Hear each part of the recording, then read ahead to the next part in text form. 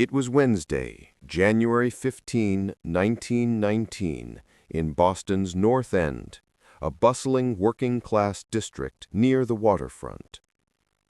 The air was unseasonably warm, a shocking 40 degrees Fahrenheit, about 4.4 degrees Celsius, a dramatic spike after days of bitter cold.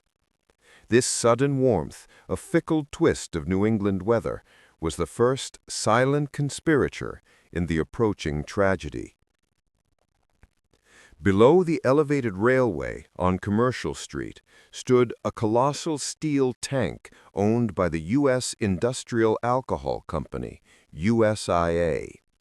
It was an ugly, towering brute, 50 feet tall and 90 feet in diameter, holding the lifeblood of their business, molasses. Not the breakfast syrup, but industrial molasses, destined to be fermented into grain alcohol for munitions production, a highly profitable endeavor, especially with the Great War recently concluded. The tank was a known menace. Local residents had long complained of its ominous groans and creaks and deep, dark leaks that stained the streets with thick, sticky goo. Children would fill their buckets from the puddles, using it to sweeten their winter sledding runs. USIA, in its zeal to rush production and cut costs, had skipped critical safety inspections and hadn't even painted the tank.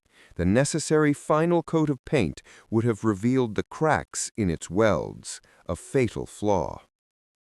Inside, the tank was packed to capacity with 2.3 million gallons of molasses. The weeks of cold weather had caused the molasses, already 1.6 times denser than water, to stiffen and cool.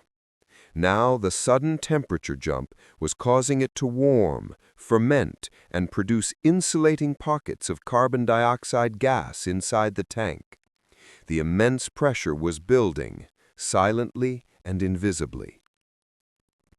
At 12:30 p.m., office workers were just settling back into their chairs, and laborers were finishing their lunches near the docks.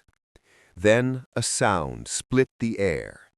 Witnesses later described it as a low rolling rumble, followed immediately by a deafening roar, like a colossal gunshot or a rumbling freight train. The tank catastrophically ruptured. The effect was not a simple spill, it was an explosion. A 25-foot-high tsunami of dark, viscous molasses instantly erupted from the fractured container. An eyewitness account later described it as a brown wave that seemed to climb up the sides of the streets, moving with shocking speed. The sheer volume and density of the liquid gave it unimaginable power.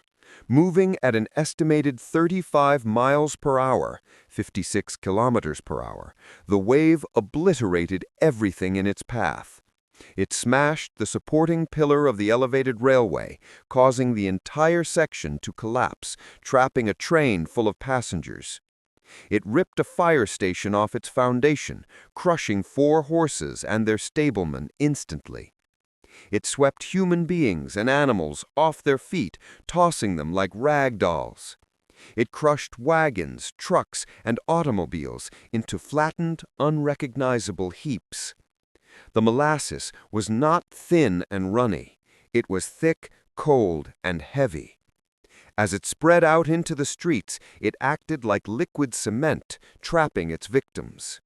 Those who were knocked down found themselves instantly immobilized, sinking into the dark, sticky mass that grew colder and stiffer by the second as the temperature dropped again.